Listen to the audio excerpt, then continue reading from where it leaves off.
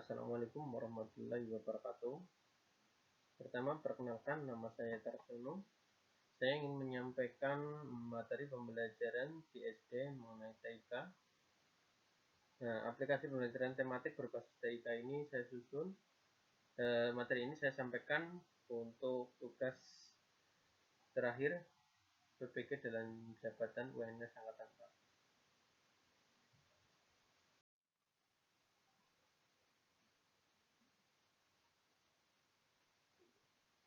Dalam materi aplikasi pembelajaran tematik berbasis TIK itu dibagi menjadi 5.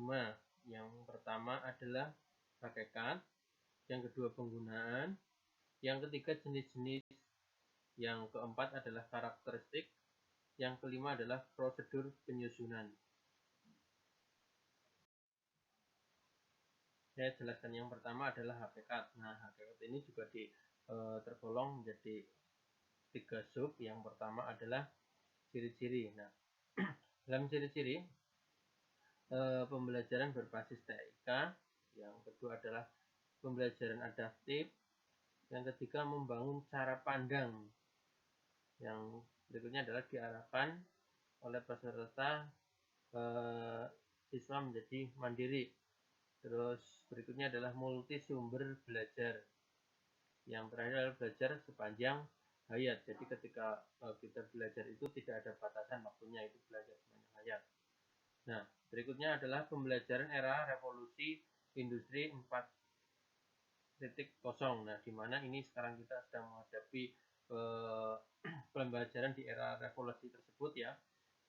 Nah, yang pertama adalah pemahaman konkret atau visualisasi, yaitu pemahaman yang nyata dalam kehidupan sehari-hari. Nah, dalam visualisasi juga bagaimana kita mengaplikasikan pembelajaran tersebut. Terus kemudian menyajikan materi. Nah, ketika kita kita menggunakan media pembelajaran elektronik, maka kita akan dimudahkan dalam menyajikan sebuah materi. Yang berikutnya adalah menarik perhatian, minat, motivasi, dan kreativitas. Ya.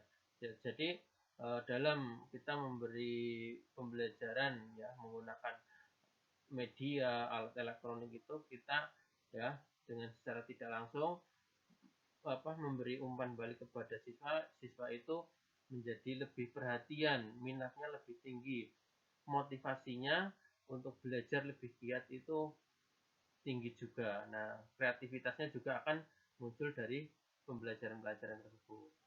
Yang berikutnya adalah efektif dan efisien. Ya, jadi kita tidak membutuhkan banyak berarti peralatan, perlengkapan dan sebagainya, susah untuk membawa benda-benda yang susah dibawa. Misalnya efektif dan efisien adalah ketika kita menayangkan sebuah pembelajaran pengenalan pada hewan, misal hewan gajah.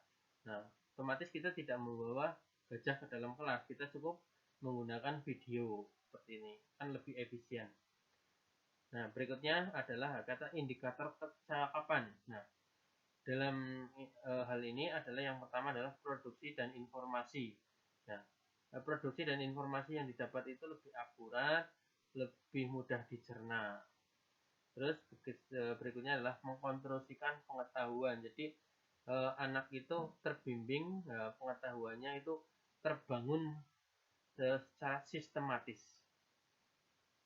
Berikutnya adalah menyaring dan mengelola informasi. Jadi informasi yang didapat harus disaring, ya, dikelola dengan baik agar tidak informasi yang didapat itu mentah-mentah kita anak didik kita itu menelan mentah-mentah informasi tersebut.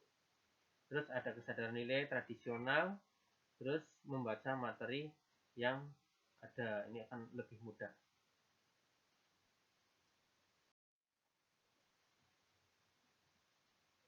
Berikutnya adalah penggunaan pembelajaran TIK dalam sekolahan ya di SD. Yang pertama adalah manfaatnya. Nah, dari dalam manfaat ini ya kita banyak sekali keuntungannya. Yang pertama adalah pemahaman konkret dan disertai visualisasi ya. Jadi yang seperti dijelaskan tadi, ketika menggunakan media pembelajaran ini kita dapat melihat misal pembelajaran IPS, misal sejarah, kita mengenal Candi Borobudur. Nah, dengan kita menampilkan video-video benda-benda tersebut, otomatis si anak itu seolah-olah melihat benda konkret, benda nyata. Terus kemudahan dalam penyajian materi ya. Jadi kita materinya dalam aplikasi, kita tinggal visualisasikan, kita tinggal tampilkan di layar atau kita menggunakan layar proyektor atau alat-alat lain, itu akan lebih mudah untuk menyajikan materi. Terus menarik perhatian, motivasi, dan kreativitas siswa ya, ini jelas sekali ya ketika anak itu menggunakan media-media pembelajaran yang sekarang lagi tren, di mana kita sekarang menghadapi semuanya, misal kayak HP, kayak laptop. Nah, anak-anak di situ akan lebih kreatif dan lebih motivasi, lebih semangat untuk belajar.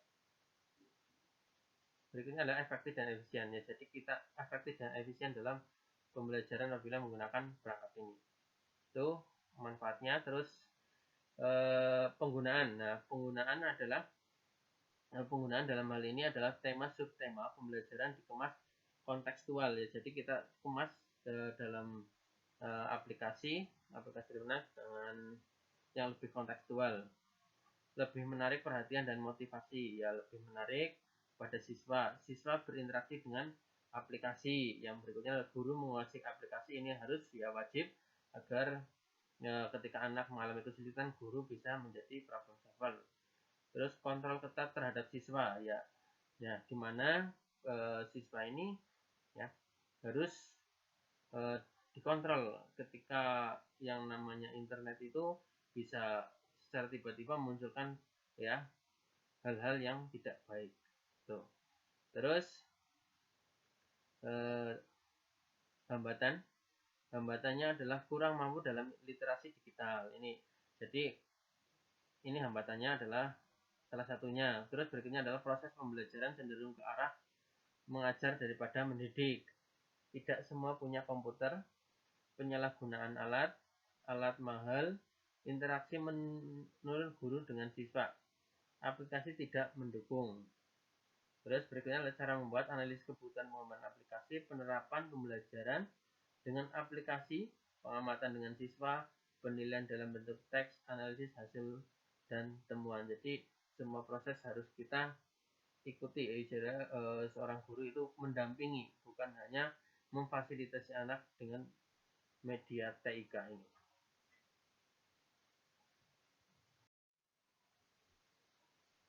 Yang berikutnya adalah jenis-jenis media TIK ini yang bagi menjadi 3, yaitu perangkat keras, perangkat lunak, dan aplikasi berbasis Android. Yang pertama adalah perangkat keras, misalnya ini adalah komputer, scanner, mikrofon, DVD room, flash disk, kartu memori, kamera digital, kamera video, atau banyak yang lainnya. Ini untuk perangkat kerasnya. Sementara untuk perangkat lunaknya misalnya adalah MS Word, Microsoft PowerPoint, Microsoft Excel, software gambar, software video, software suara, aplikasi khusus Android.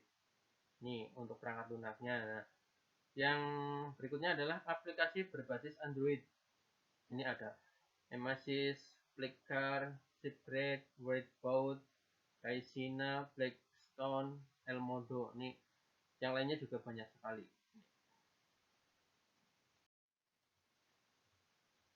Berikutnya adalah yang ke-5 adalah karakteristik dan prosedur penyusunan. Nah, dalam karakter ini adalah menerapkan prinsip belajar sambil bermain yang menyenangkan. Nah, sebisa mungkin guru itu bisa mengaplikasikan siswanya agar seolah-olah dia bermain tapi sedang belajar. Berikutnya adalah memfasilitasi proses komunikasi dalam pembelajaran, mempertimbangkan minat dan kebutuhan siswa, berorientasi pada proses pembelajaran, berorientasi pada keterampilan hidup siswa. Berikutnya adalah prosedur penyusunan. Ini harus, yang pertama adalah seleksi sumber. Jadi sumbernya harus diseleksi sesuai dengan tema yang akan diajarkan. Terus berikutnya adalah strukturisasi urut. Jadi ketika memberikan pembelajaran meskipun dengan model TIK ini harus struktur, jadi urut seperti itu. Berikutnya adalah seleksi materi pembelajaran. Nah, materi yang disampaikan itu harus diseleksi terlebih dahulu. Jangan-jangan ketika menyampaikan itu salah materi untuk pemahaman anak, maka si anak akan bingung sendiri. Gitu.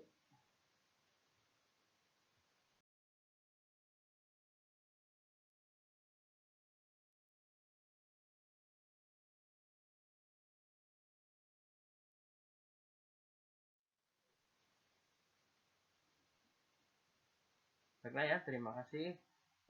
Ini adalah pemaparan tentang materi TIK untuk di SD. Bila kurang jelas, bisa dicari untuk di sumber lain. Terima kasih.